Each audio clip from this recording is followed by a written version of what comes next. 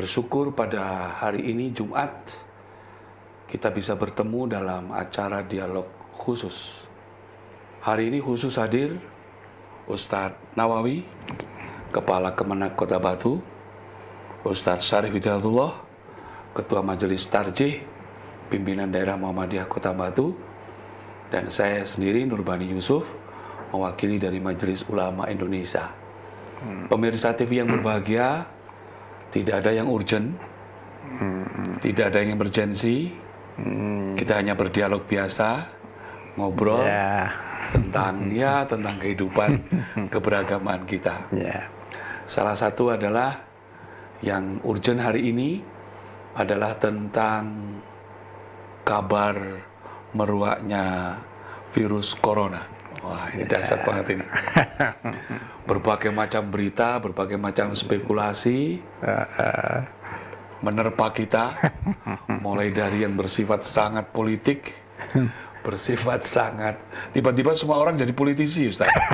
Tiba-tiba semua orang menjadi dokter, tiba-tiba semua orang menjadi ulama, bernasihat seperti ulama, bernasihat seperti dokter, bernasihat macam-macam ini.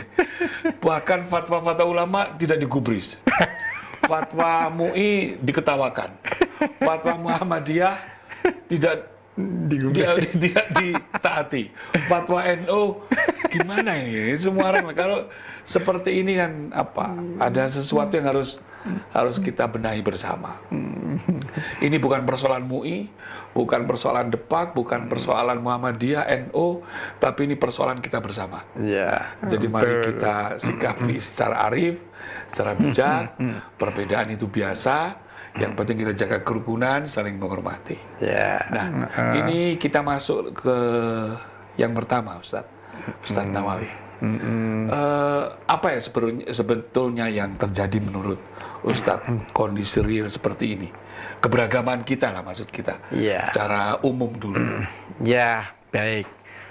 Yang pertama, kita memang sekarang dihadapkan kepada zaman yang sudah tidak ada batas antara wilayah yang satu dengan yang lain, sudah tidak ada jarak waktu antara daerah satu dengan daerah lain, yang ditandai dengan munculnya media-media sosial itu. Sehingga begitu ada berita khususnya tentang corona, semuanya seakan-akan ya seperti tadi ingin berkomentar. Tidak melihat posisinya. Ini juga menimbulkan kepanikan di masyarakat. Berita yang mestinya ringan kemudian menjadi berat karena semua orang menjadi berbicara. Kasus corona ini memang berat, tetapi dengan pemberitaan itu malah tambah berat. Tambah membingungkan. Betul. Oleh karena itu, menurut saya, ya masyarakat, umat tetap tenang. Ambillah pandangan fatwa sesuai dengan kapasitasnya. Kalau tentang kesehatannya, ya mungkin di kedokteran begitu. Kalau terkait dengan fatwa-fatwa keagamaannya, ya kita ambil dari MUI, dari Muhammadiyah, dari NU, dan lain sebagainya. Nah, ini perlu kita pilah. Jadi corona ini adalah masalah kita bersama. Jadi bukan masalah sekelompok orang, tetapi sudah menjadi masalah wabah kita semua. Oleh karena itu, mari tidak perlu semakin diperkeruh lagi, tapi bagaimana mengantisipasi ini. Ini yang menurut saya yang penting. Intinya begini, kita tidak perlu panik, tapi harus waspada. Betul. Artinya juga jangan meremehkan. Betul. Saya punya quote bagus, Ustadz. Gimana? Mati itu sudah ditetapkan. Betul. Tapi jangan ditantang. Kalau nantang namanya bunuh diri. Iya. Lah rezeki itu sudah ditetapkan, tapi harus dijemput. Kalau nggak dijemput ya nggak datang. Nah ini kan beda banget loh. Betul. Jadi mati bukan berarti kemudian kita nggak takut mati terus menantang corona. Ini bunuh diri. Ini bunuh diri. Tapi rezeki lah harus dijemput tuh. Nah ini gimana Ustaz Syarif ini menghadapi ini? Apa Muhammadiyah gimana nih Muhammadiyah? Muhammadiyah melalui pimpinan pusatnya sudah mengeluarkan maklumat nomor 2 tahun 2020. Dalam maklumat itu Muhammadiyah menyebut coronavirus ini sebagai bencana non alam. Jadi ada bencana alam seperti gunung meletus dan lain sebagainya, ada bencana non alam. Nah, ini masuk kategori bencana non alam. Karena itu Muhammadiyah menghimbau dalam maklumat itu agar semua pihak bekerja sama, bersinergi untuk meminimalisir kemungkinan-kemungkinan penyebaran dari COVID-19 ini, sehingga Muhammadiyah telah membentuk gugus tugas yang diberi nama MC3, Muhammadiyah COVID-19 Command Center. Jadi ketuanya dokter corona itu ya? Itu yang di Jawa Timur. Dokter corona. Itu namanya dokter corona juga. Bahkan di Jawa Timur ketua gugus tugasnya adalah dokter corona. Dokter corona. Corona lawan corona. Ada sendiri. Iya. Oke. Terus gimana Ustaz? Apa depak ini? Kemenang. Artinya menyikapi seperti ini kan kemudian ada berbagai macam fatwa. Ada dari Muhammadiyah, dari MUI, dari NU, termasuk juga barangkali agama lain. Agama lain misalnya dari gereja, dari Hindu, dari Buddha. Nah, ini bagaimana menyikapi? Saya pikir begini, Ustaz. Menyikapi corona ini saya melihat fatwa MUI, fatwa Muhammadiyah, fatwa NU sepakat. Ya. Nggak ada persoalan. Ya. Artinya ketika ini kita fokus ke bagaimana ketika mencegah kerumunan. Salah satunya dengan tidak sholat berjamaah di masjid. Tapi di rumah sama-sama berjamaah. Tidak sholat, menunda untuk tidak sholat mengganti, bukan menunda ya, mengganti sholat Jumat dengan sholat berjamaah zuhur di rumah. Betul. Ini gimana Depak menyikapinya? Jadi menurut saya ruhnya itu sebenarnya sama, ingin melokalisir, mencegah, menanggulangi mewabahnya virus corona ini, gitu.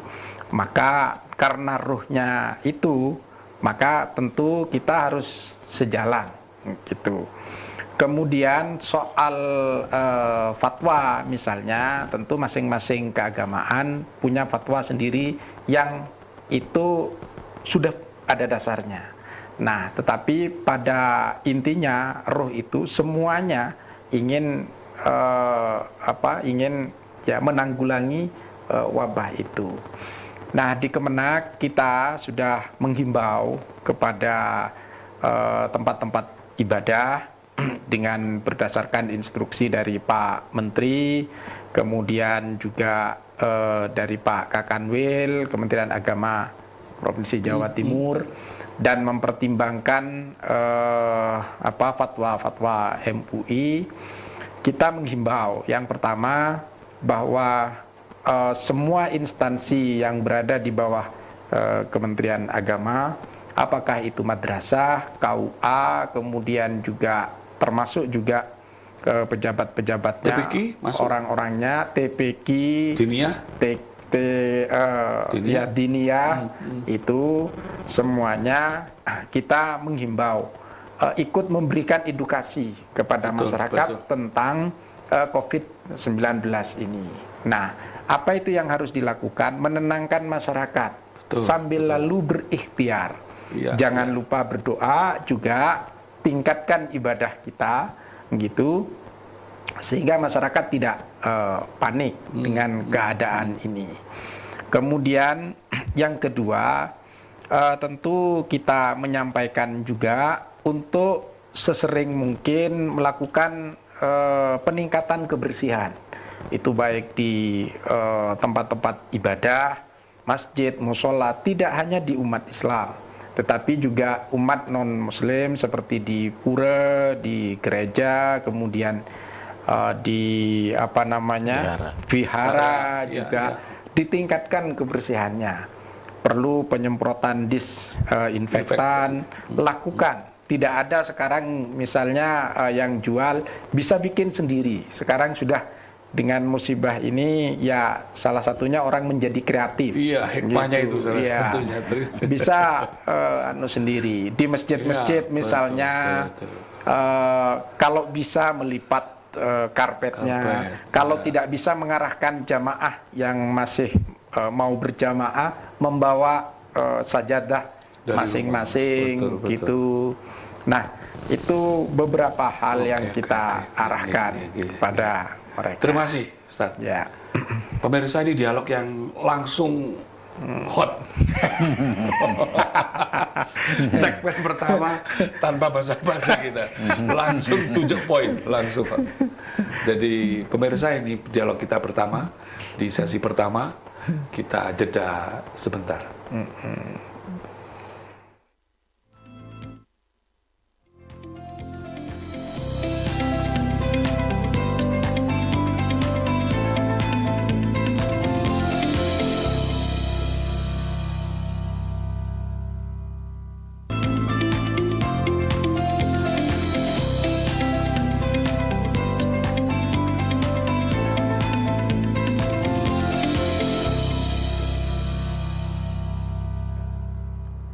Pemirsa TV, kembali ke dialog khusus. Tadi sudah dibahas menarik oleh Ustadz Nawawi, dan kami ingin berdialog. Berdialog itu sudah dialog dengan Ustadz Syarif. Ustadz, gimana? Muhammadiyah itu, saya pikir harus ada sesuatu yang dipersamakan. Saya melihat tidak adanya koneksivitas antara fatwa PP dengan kondisi di lapangan. Misalnya kasus tentang fatwa tentang penundaan penggantian sholat Jumat dengan sholat duhur, saya lihat tidak seragam, dan itu saya lihat tidak dipatuhi. Bahkan saya di masjid saya pun juga separuh. Saya nggak Jumatan, aku Jumatan Dewi Nur, Mas. Gimana ini? Ini gimana saya nanggapi? Ini kan paling nggak kita bicara batu lah. Sudah disosialisasikan belum ini ke takmir-takmir? Sudah, maklumat nomor 2 tahun 2020 itu tidak menyebutkan pelarangan terhadap sholat berjamaah maupun sholat Jumat. Nah, ada poin yang mengatakan jika dipandang darurat. Jika dipandang darurat, maka sholat Jumat boleh diganti dengan sholat zuhur di rumah masing-masing. Dan sholat berjamaah cukup dilakukan di rumah masing-masing. Betul. Nah, dalam hal ini mungkin umat sedang menunggu siapa yang berwenang untuk menentukan apakah ini darurat terkendali atau ini. tidak. Itu penting ada pemetaan dari mungkin pemerintah daerah atau dinas kesehatan, sehingga umat dengan fatwa itu bisa mensinkronkan, sehingga bisa mengambil ini berarti Ustaz, ini kuncinya di sini nih. Jangan-jangan kita saling nunggu. Artinya pemerintah kota sedang nunggu fatwa dari MUI, dari Muhammadiyah, agar orang tidak berkerumun, salah satunya di masjid. Lah kemudian kami dari Muhammadiyah, dari MUI, dari NU nunggu daruratnya kapan? Daruratnya kapan? Nah, tapi ingat, saya tadi punya quote bagus dari Kiai Sa'ad Ibrahim, Ketua Pimpinan Wilayah Muhammadiyah Jawa Timur, pakai usul fikih yang menurut saya sangat bagus. Beliau begini, pada saat normal, pada saat kondisi normal, kita pakai kaidah semua orang dianggap sehat sebelum terbukti dinyatakan dia sakit. Pada saat normal. Pada saat normal, situasi. Tapi pada saat pandemi begini, maka semua orang dinyatakan sakit sampai ada bukti bahwa dia benar-benar dinyatakan sehat. Ini benar ini. Oh, ini ulama benar ini. Saya kaget banget. Wah, dahsyat ini. Bagus ini, bagus. Artinya ini kalau di NU ada tradisi usul fikih darul mafasid itu. Betul. Artinya senada. Nah, terus gimana? Ini saya kembali ke Ustadz Syarif. Gimana menyikapi itu? Saya kira itu bagian dari pemahaman terhadap darul mafasid muqaddamun ala jalbil masalih. Jadi menghindari suatu kerusakan itu harus lebih diprioritaskan dibanding mengambil suatu maslahat atau suatu manfaat. Memang dengan kita sholat berjamaah, dengan kita sholat Jumat akan mendapatkan pahala. Tetapi ketika kondisinya tidak memungkinkan untuk itu dengan penyebaran virus yang sangat masif dan massal ini, maka kita bisa mencegah kerusakan terlebih dahulu yang kita prioritaskan, baru kemudian ketika itu sudah tidak ada. Sebentar Ustaz, Ya, satu lagi itu. Di agama kita itu, Ya. habis makan jengkol, itu tidak boleh makur jamaah ke masjid. Iya. Makan jengkol itu. Iya. Akhirnya makan bawang lah ya. Tapi kan yang ringan-ringan habis makan itu. bawang itu kan ganggu banget gitu. Iya. Artinya apa? Ya kita itu kan diajarkan gosok gigi. Betul. Artinya apa? Biar nggak ganggu teman sebelah. Jumatan kita ini diminta untuk mandi besar. Karena dulu ada tradisi orang nggak mandi seminggu sekali biasa, nggak mandi sebulan itu kan bau banget itu. Intinya apa? Kenyamanan. Nah, tapi gini Ustaz Nawawi, nanti kita bahas lagi yang di Ustaz Syarif tentang itu. Saya khawatir itu gimana dengan umat-umat lain. Artinya di Islam kita sudah berdarah-darah dalam tanda kutip. Ya. Orang tidak lagi bisa ada himbauan untuk tidak sholat berjamaah di masjid, himbauan untuk tidak sholat mengganti sholat Jumat dengan zuhur. Gimana dengan jangan-jangan kebaktian malah rame, misa malah rame. Gimana untuk umat lain? Ya, mayoritas di masyarakat kita itu mayoritas adalah Islam. Oleh karena itu berita yang mengemuka adalah tentang umat Islam. Tetapi di umat lain juga sudah ada himbauan-himbauan tentang itu. Jadi di umat Buddha, Kristen, kemudian Katolik, kemudian Konghucu, kemudian Hindu, sudah ada himbauan-himbauan itu untuk melokalisir kegiatan-kegiatan yang melibatkan orang banyak. Kemudian mempergunakan protokol kesehatan WHO. Jadi ada hand sanitizer dan macam-macamnya itu. Khotbah tidak perlu panjang-panjang ketika mengumpulkan orang itu. Nah, jadi tidak perlu khawatir karena semua ini sedang dipantau oleh pemerintah dan semua ini terlibat untuk melakukan edukasi terhadap masyarakat tentang pencegahan dan menularnya virus corona ini. Betul. Ada satu hal lagi yang menarik, Ustaz. Sebetulnya kan saya sebetulnya malu sebetulnya. Sebagai umat Islam itu saya malu. Artinya ketika kita hari ini kena ada virus wabah corona COVID-19 ini, hampir semua orang itu menasihatkan agar kita cuci tangan. Saya sebagai muslim seperti ditampar. Nah, cuci tangan itu kan ajaran Islam. Iya, betul. Apa selama ini umat Islam tidak pernah cuci tangan? Kok sampai kemudian diajari harus cuci tangan? Jangan-jangan kita memang tidak pernah cuci tangan itu, Ustaz. Iya kan? Satu itu, benar kata Syekh Abduh itu, al-Islamu mahjubun bil muslimin. Jangan-jangan Islam itu bagus, ajarannya bagus, tapi terlihat jelek karena kita. Oke, pemirsa, kita jeda sebentar, nanti kita lanjutkan. Ini makin panas ini, makanya jangan pergi kemana-mana.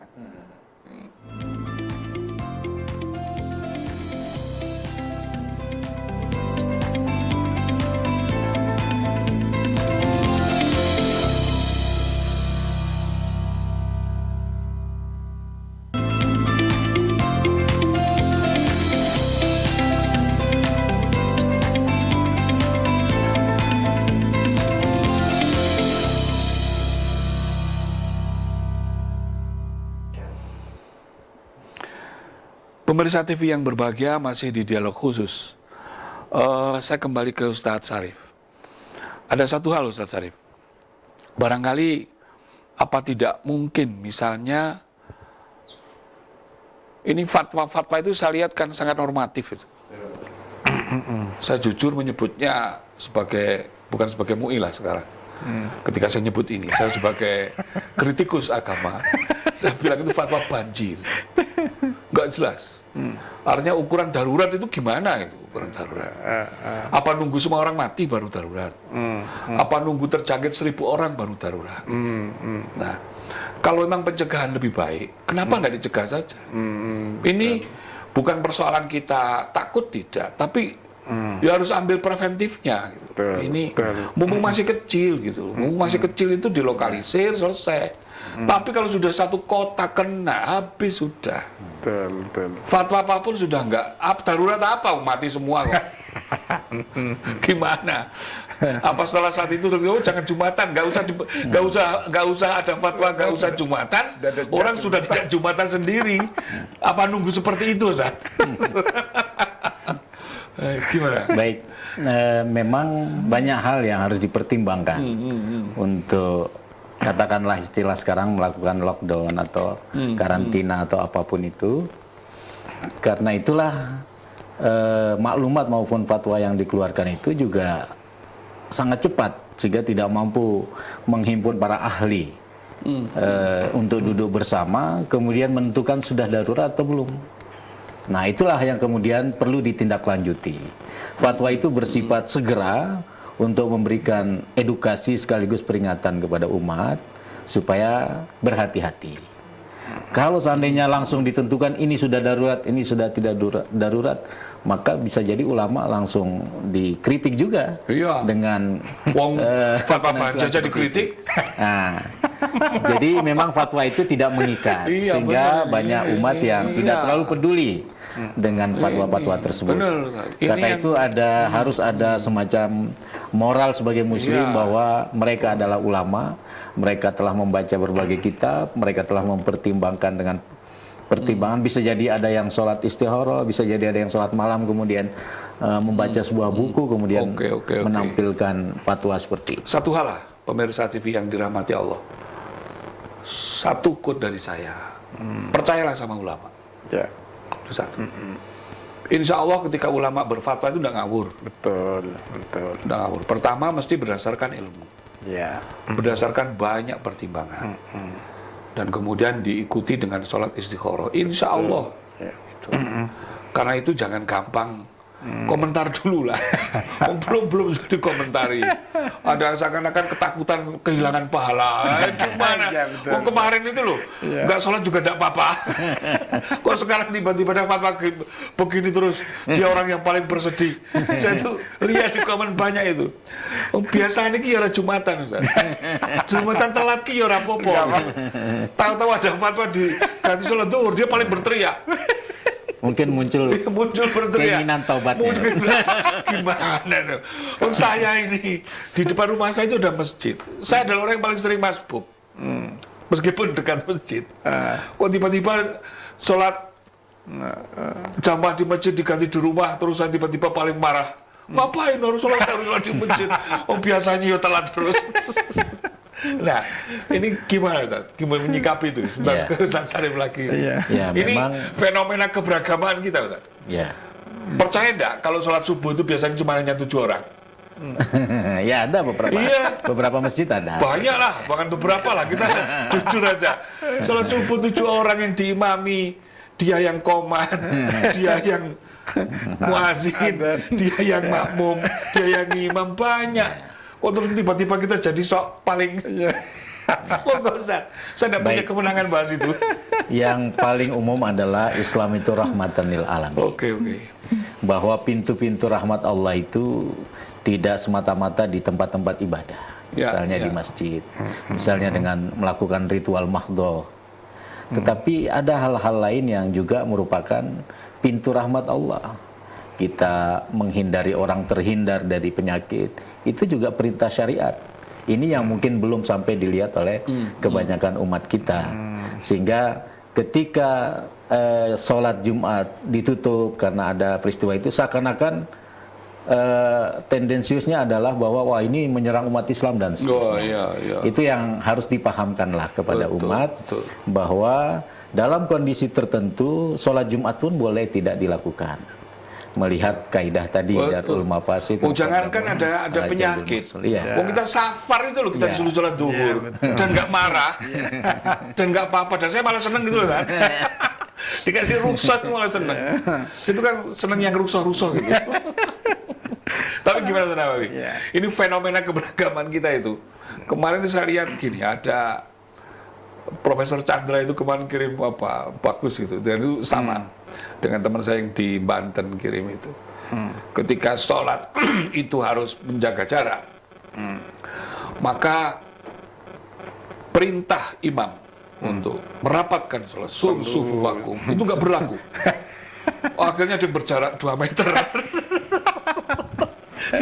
Tetap berjamaah, tapi jaraknya ada yang 1 meter.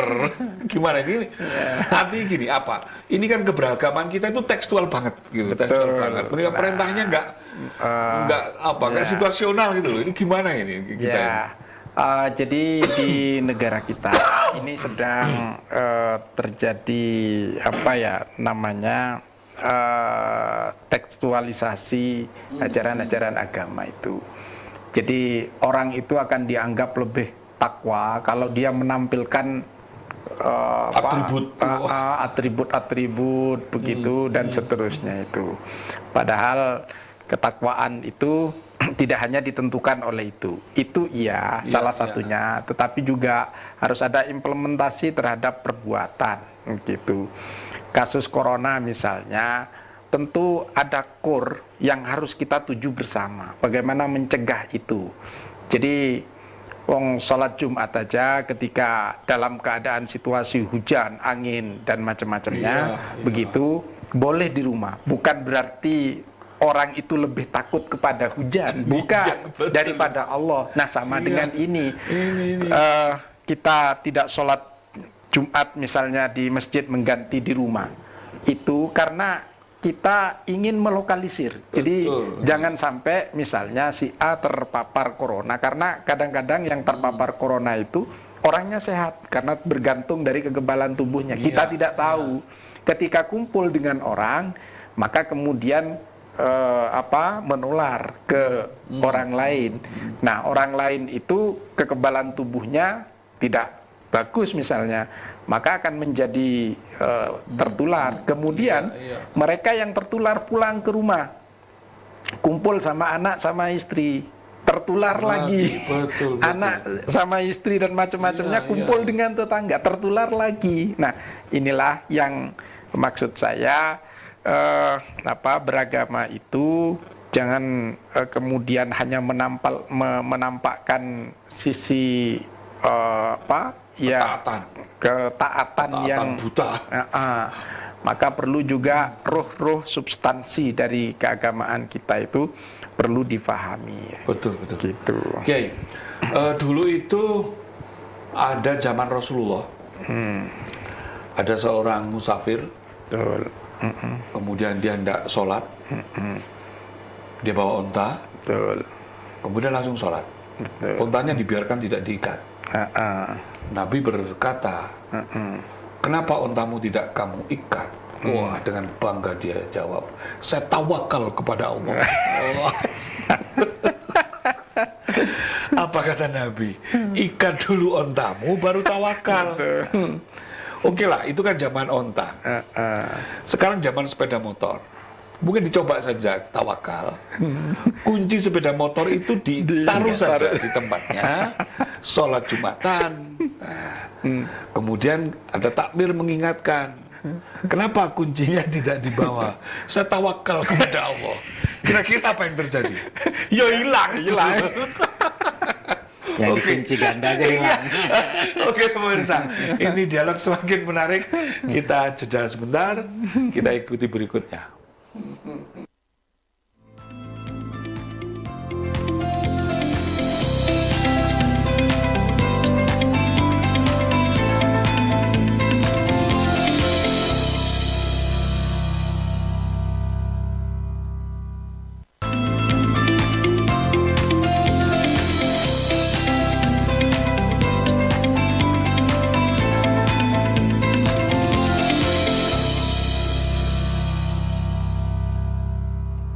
Pemirsa TV masih bersama kami di dialog khusus. Sebelum ini tadi kita bicara tentang bagaimana sebetulnya itu soal pemilahan antara abid dan alim. Jadi orang beragama itu ada orang yang abid. Jadi kalau dia tadi ninggal kunci, seakan-akan dia paling bertawakal kepada Allah, dia bukan orang alim. tapi abid saja, orang taat saja. Nah, ini gimana Ustaz Syarif? Kita menyikapi seperti ini kan, fenomena ini kan, fenomena abid alim ini sekarang bukan monopoli milik ormas loh. Betul. Hanya di Muhammadiyah yang mengatakan berkemajuan pun juga tak jauh beda. Sama aja sebetulnya, gimana ini? Jadi kasus seperti yang tadi diceritakan yang terjadi pada masa Nabi juga pernah terjadi pada masa Imam Ahmad bin Hanbal. Jadi ada seseorang yang hanya ibadah. Dia tidak keluar untuk mencari rezeki. Iya, iya. Tidak bekerja untuk menafkahi keluarganya. Kemudian ditegurlah oleh sang imam. Imam Ahmad bin Hanbal menegur, kenapa Anda tidak bekerja untuk mencari nafkah bagi keluarga untuk makan Anda? Nah, dia menjawab dengan hadis, seandainya orang itu bertawakal kepada Allah dengan sebaik-baik tawakal, pasti Allah akan memberikan rezeki kepadanya sebagaimana burung yang keluar dari sangkarnya dalam keadaan perut lapar, kemudian kembali dalam keadaan kenyang. Masya Allah. Nah, kemudian Imam Ahmad mengatakan, kamu salah memahami hadis ini. Bukankah burung itu keluar dari sangkarnya? Yang dimaknai oleh Imam Ahmad sebagai ikhtiarnya. Iya. Ikhtiarnya adalah keluarnya dari rumah untuk mencari dan menjemput rizki dari Allah. Keluar dari sehingga sarang. pulanglah dia dalam keadaan kenyang. Nah, kalau jadi sarang terus, Iya, kalau ada dimakan orang yang semut. nggak dapat rezeki. Dimakan semut. Iya, ini benar Ustaz. Jadi ikhtiar itu iya. adalah perintah Allah. Nah. Tawakal yang benar adalah ketika ikhtiar sudah dilakukan. Betul. Nah, Dan kemudian tidak boleh tawakal pada ikhtiar, tapi tawakalnya harus pada Allah. Karena kalau tawakal pada Allah apapun hasilnya, kalau berhasil ya bersyukur, kalau tidak berhasil pun akan bersabar. Nah, terus bagaimana memaknai mengganti sholat Jumat dengan zuhur? Itu apakah bisa dikiaskan, direlevansikan dengan itu? Dengan ikhtiar tersebut. tadi. Saya kira beda ya pemaknaan ikhtiar, karena ini lebih pada menghindari suatu kerusakan. Jadi kalau dengan sholat Jumat dengan penyebaran yang masif dan massal akan membahayakan banyak orang, sementara tenaga medis dan rumah sakit serta fasilitas kesehatan terbatas, ini akan menimbulkan masalah yang lebih besar. Betul, iya. Sehingga kerusakan itulah yang terlebih dahulu dihindari. Betul, iya. Jadi ini bukan persoalan ikhtiar, ini persoalan dalam menghindari hal-hal yang akan mendatangkan keburukan. Betul. Sementara sholat zuhur di rumah bisa dilakukan ketika ada alasan semacam itu. Seperti umumnya masyarakat sudah tahu bahwa ada 4 yang dibolehkan tidak sholat Jumat. Anak-anak, perempuan, kemudian musafir, dan orang sakit. Nah, apalagi yang bersangkutan itu sakit, tapi dia tidak tahu kalau dia sakit. Nah, ini yang jadi masalah dalam penyakit COVID-19 ini. Mungkin gini Ustaz, Ya. saya mewakili masyarakat banyak lah, masyarakat awam. Ketika ada pelarangan sholat Jumat itu, jujur kami ketakutan kehilangan pahala. Jadi takut hilang pahala. Apa ada jaminan bahwa ketika sholat zuhur di rumah mengganti sholat Jumat itu pahalanya sama? Ini penting. Gimana? Pak, sama enggak ini? Dari segi pahala, Allah Maha tahu tentang hal itu ya. Iya. Kita hanya disebutkan bahwa sholat berjamaah itu pahala 27 kali lipat dibanding sholat sendiri. Itu kan dalam kondisi normal, dalam kondisi orang didorong untuk melakukan sholat berjamaah karena tidak ada bahaya. Tapi ketika ada bahaya yang mengancam dan itu tidak terdeteksi secara baik, maka ini lebih baik untuk sholat di rumah. Saya malah berani bilang kalau sholat duhur pengganti sholat Jumat itu pahalanya 2 kali. Pertama, dia mendapatkan pahala sholat duhur, dan kedua, pahala untuk menghindari kerusakan. Coba kalau misalkan saya ini karena berdalih taat, padahal saya sudah jelas-jelas terpapar virus corona, saya nekat sholat ke masjid. Jangan sholat Ustaz, loh, saya ini kan sakit ya, harus banyak-banyak ke masjid. Harus banyak-banyak istighfar. Iya saya lah, yang lain ini modar semua. Bahkan Nabi pernah mengatakan, larilah dari penyakit menular sebagaimana kamu lari dari singa. Masya Allah. Oke, terima kasih Ustaz Nawawi. Ada satu hal lagi gini. Saya kembali ke karena penjenengan adalah kepala Kemenang. Apa saja yang sudah dilakukan oleh Kemenang untuk ini, barangkali untuk edukasi tadi maksudnya apa? Ya, jadi kita menghimbau kepada masyarakat, kepada lembaga-lembaga di bawah kita untuk memberikan informasi yang benar tentang corona. Tujuannya apa? Supaya masyarakat tidak panik. Nah, tidak perlu ditambah-tambahi. Nah, sesuai dengan apa yang disampaikan pemerintah, apa yang disampaikan kedokteran. Nah, itulah yang disampaikan. Kalau tidak tahu, ya lebih baik diam, tetapi diarahkan masyarakat untuk tetap tenang dan kemudian tetap berikhtiar. Nah, ini yang menurut saya yang penting.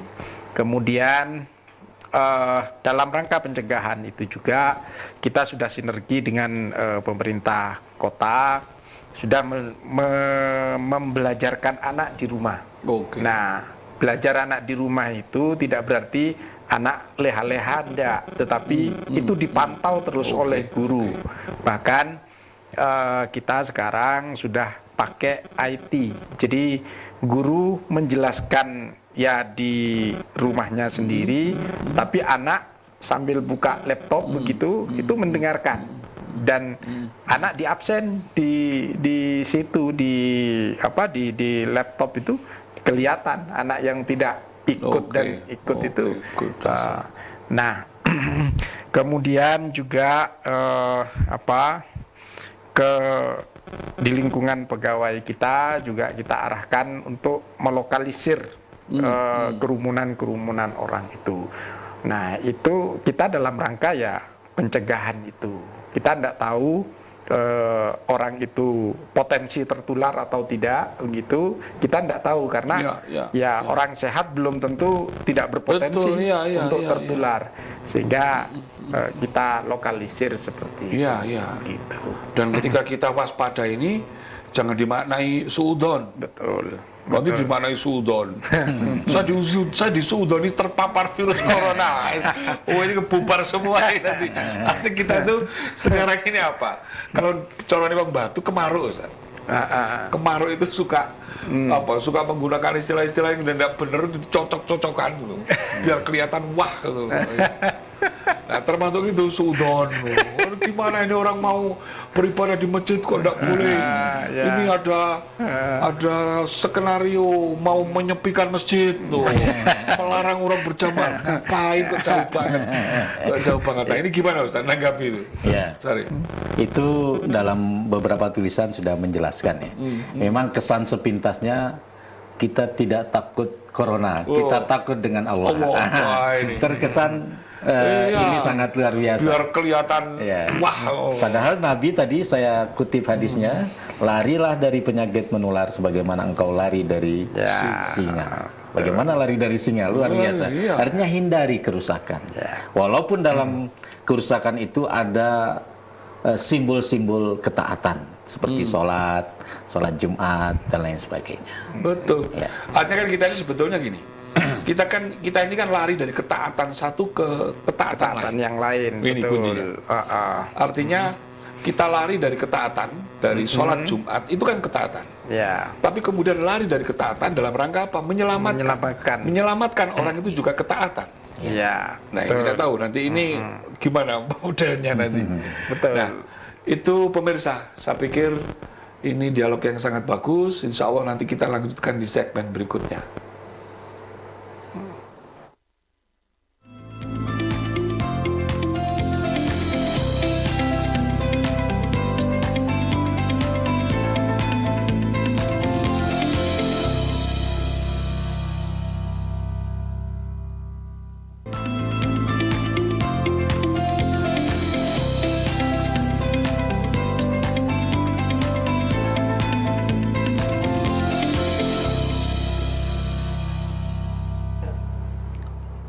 Pemirsa TV yang dirahmati Allah, masih bersama dialog khusus, masih bersama kami Ustadz Nawawi dan Ustadz Syarif Hidayatullah. Ada satu hal yang menarik. Kita semuanya tidak berharap musibah. Kita juga tidak berharap wabah. Dan kita bersabar atas adanya wabah apapun. Dan kita diwajibkan untuk berikhtiar mencegah wabah. meminimalisir wabah dan melokalisir wabah.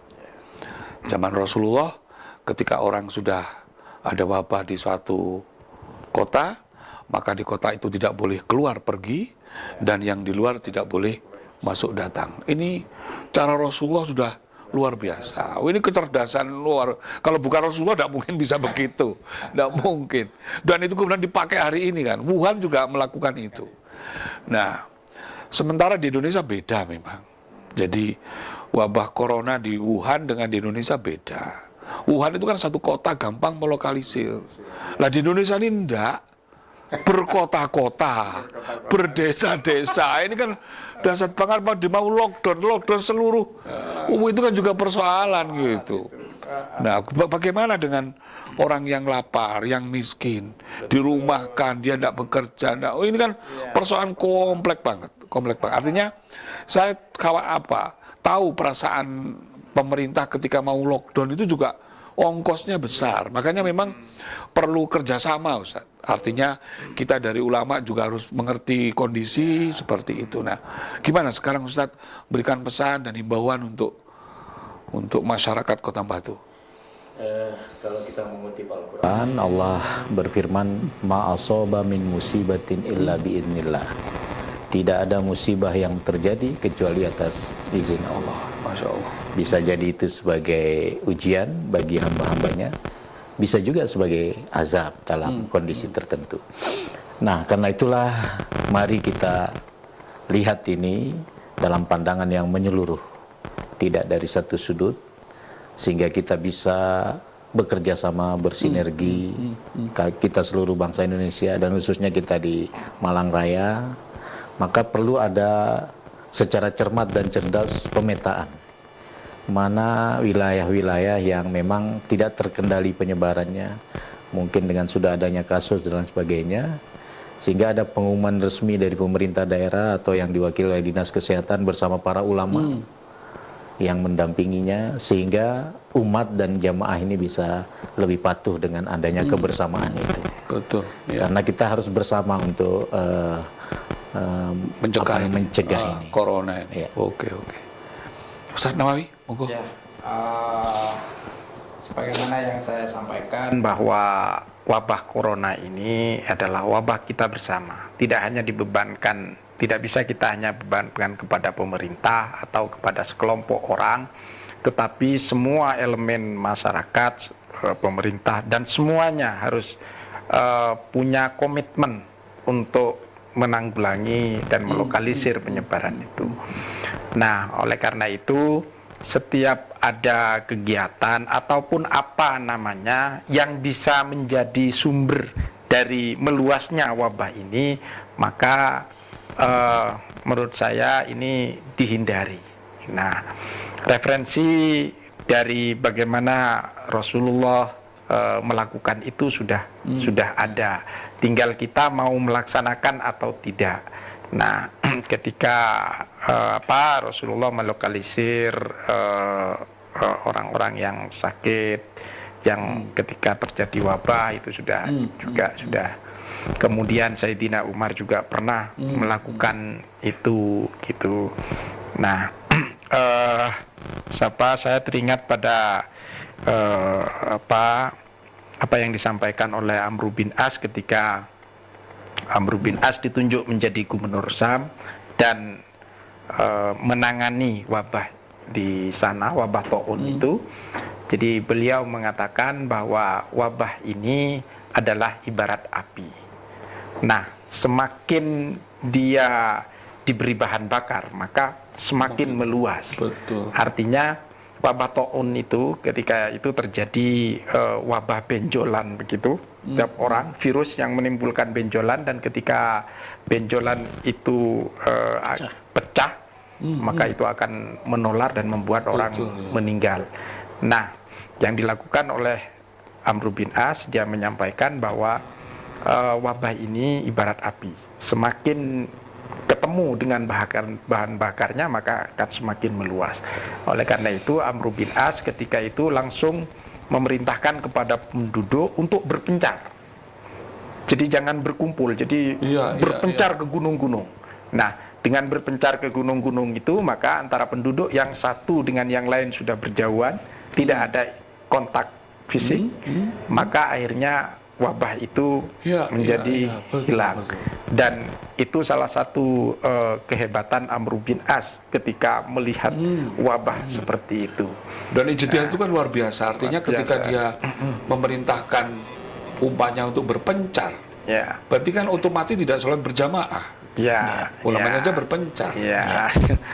Tapi kan tidak sholat Jumat tidak sholat Jumat juga. Gitu. Artinya ketika dia tidak sholat Jumat itu bukan kemudian dimaknai kufur, bukan dimaknai ingkar, tapi dia lari dari ketaatan satu ke ketaatan berikutnya. Yang lain. Ini kan harus dipahami. Ini kan maka beragama itu harus berpikir holistik. Jangan satu sudut seperti Pak sampaikan Ustaz Syarif tadi. Artinya kita mesti banyak perspektif. Nah, dengan begitu maka kita bisa mendapatkan pemahaman agama yang bagus. Pemirsa TV, ini segmen terakhir.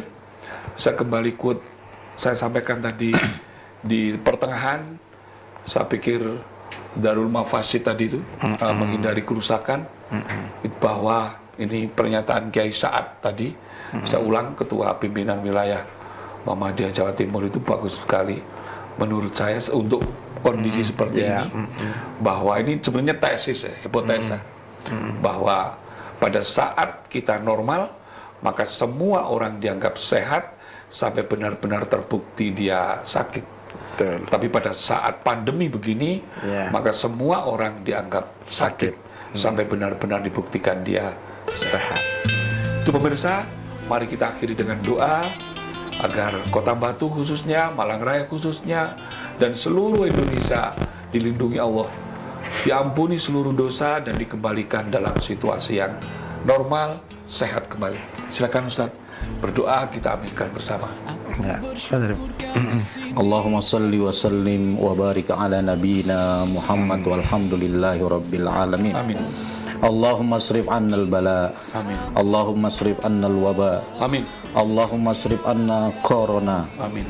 Allahumma asrif anna corona ya arhamar rahimin. Amin. Allahumma inna na'udzubika minal baras wal junun wal juzam wa min sayyil asqam. Allahumma rabban nas azhibil ba'sa isfi anta syafi la shifaa illa shifauka shifaan la yughadiru saqama. Rabbana atina fid dunya hasanah wa fil akhirati hasanah wa qina adzabannar. Subhana rabbika rabbil izzati amma yasifun wa salamun alal mursalin walhamdulillahi rabbil alamin. Terima kasih pemirsa. Saya akhiri. Wassalamualaikum warahmatullahi wabarakatuh. Sampai di dialog khusus berikutnya. Aku milikmu, yakini hatiku, kau anugerah Sang Maha Rahim. Semoga Allah berkahi kita, kekasih penguat jiwaku, berdoa kau dan aku di jannah. Temukan kekuatanku di sisimu, kau hadir sempurnakan seluruh hidupku.